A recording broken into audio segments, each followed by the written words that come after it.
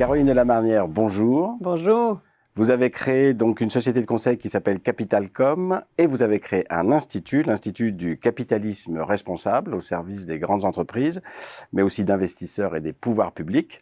Vous avez, j'allais dire dans une autre vie, travaillé chez Deloitte et Publicis. Vous vous intéressez depuis au moins une quinzaine d'années à tout ce qui touche aux enjeux financiers et extra-financiers des entreprises. Alors j'ai une première question que vous m'avez soufflée quand on a préparé cette interview. Quand on parle de capitalisme responsable, est-ce que l'on a affaire à un oxymore? En fait, vous ne croyez pas si bien dire, parce que lorsque j'ai lancé en janvier 2017 l'Institut du capitalisme responsable, j'ai reçu un très grand nombre d'appels de responsables, on va dire à des hauts niveaux, dans différentes sphères, qui m'ont demandé de changer l'appellation, en disant non, on ne peut pas appeler ça un capitalisme responsable, économie responsable, entreprise responsable, mais pas capitalisme responsable. Pourquoi? Parce que l'idée d'apporter le mot de responsabilité ou de l'associer au mot de capitalisme, pour eux, c'était quelque chose d'extrêmement agressif, d'inconcevable, de pas possible. Donc oui, on peut dire qu'il y a très peu de temps finalement, hein, il y a à peine 5 ans, effectivement c'était un oxymore. Et à tel point que je me suis vraiment posé la question et je me suis dit, au fond, est-ce que je ne fais pas fausse route? Est-ce qu'il ne faudrait pas rebaptiser cet institut, effectivement, économie, entreprise ou autre, responsable? Et puis, j'ai beaucoup réfléchi et je me suis dit que c'est précisément parce que j'avais reçu toutes ces critiques que c'était nécessaire, mais vraiment, de maintenir le mot capitalisme responsable parce que c'était précisément le sujet. C'est-à-dire qu'on pouvait voir une économie ou une entreprise responsable, mais on n'imaginait pas le capitalisme responsable. Or, déconnecter l'entreprise de ses capitaux, c'est totalement absurde. C'est ne pas connaître l'entreprise, c'est ne pas comprendre l'entreprise.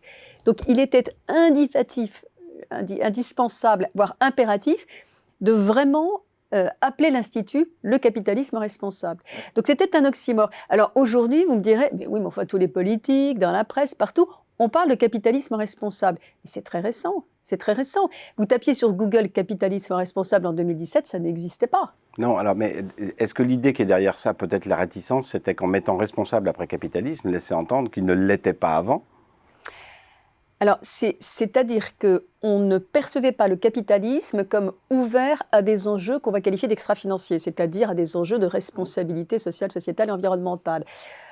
La perception à l'époque que l'on avait du capitalisme, je dis à l'époque, c'était il y a 4-5 ans, hein, il y a très peu de temps, ça restait une perception quasi exclusivement financière. Probablement pas à l'endroit des entreprises, mais davantage à l'endroit des capitaux. Donc des fonds d'asset managers ou des fonds d'asset owners. Donc c'était plutôt à l'endroit des capitaux. On ne voyait pas les capitaux ouverts à ces sujets. On y voyait les entreprises, mais pas les capitaux. Et comme dans le capitalisme, on intègre bien toute la chaîne, hein, du capital jusqu'à l'entreprise, en fait, on entendait une dissonance totale. Donc, c'est en ça que c'est intéressant. Ok.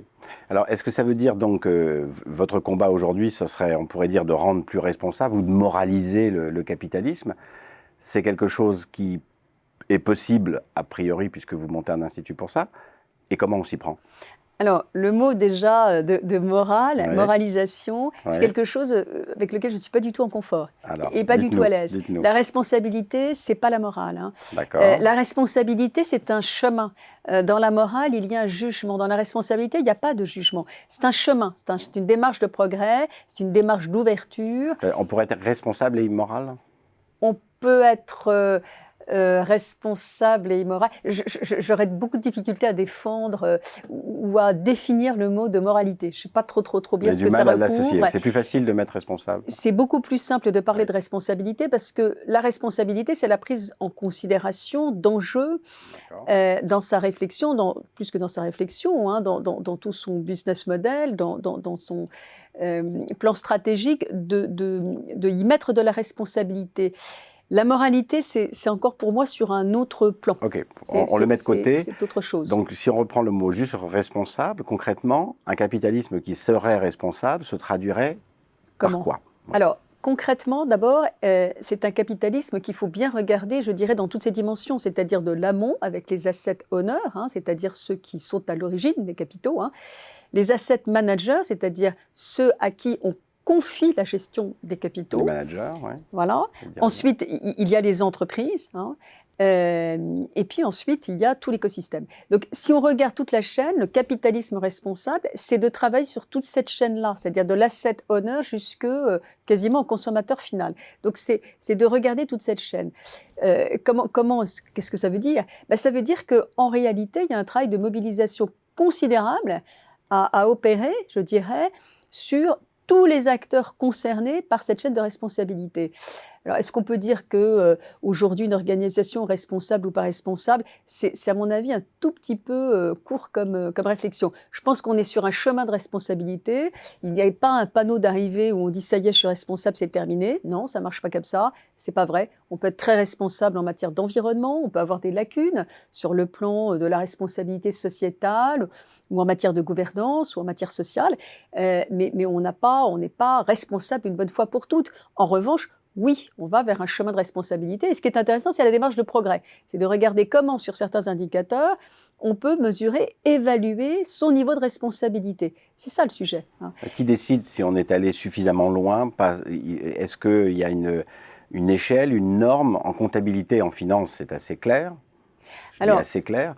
Mais en matière de responsabilité, est-ce qu'il faut mettre en place des normes? Est-ce que c'est aux entreprises de prendre en charge ce sujet et de gérer à leur façon, de là où elles sont, la façon dont elles souhaitent être responsables, à leur façon? Alors en fait, il y a deux dimensions. Il y a la hard law et il y a la soft law. Alors, la hard law, donc c'est celle qui est obligatoire, légale, bien sûr. Et puis il y a la soft law, donc qui sont plutôt du ressort des recommandations, des institutions, des pratiques de place, etc. C'est une combinaison des deux. C'est probablement une combinaison des deux. Alors aujourd'hui, on ne part pas dans un paysage totalement vierge. C'est-à-dire que particulièrement en Europe, notamment, on a des obligations réglementaires, des directives qui sont déjà extrêmement contraignantes et abouties en matière de ce qu'on appelle information extra-financière, c'est-à-dire de rendre compte d'indicateurs, d'engagement sur un certain nombre de sujets qui ne sont pas des sujets financiers, dans ce qu'on appelle l'URD, c'est-à-dire une sorte de document de référence que publient les entreprises sur un plan annuel et qui s'adresse à l'ensemble des parties prenantes et surtout aux investisseurs. Ok, on arrive au terme de notre chronique. Peut-être une petite question pour terminer. Est-ce que tous les patrons sont sensibles aujourd'hui à ce sujet? Les patrons que vous rencontrez sont tous sensibilisés sur ce sujet? Oui. Ou est-ce qu'il y a encore des réticences? Non.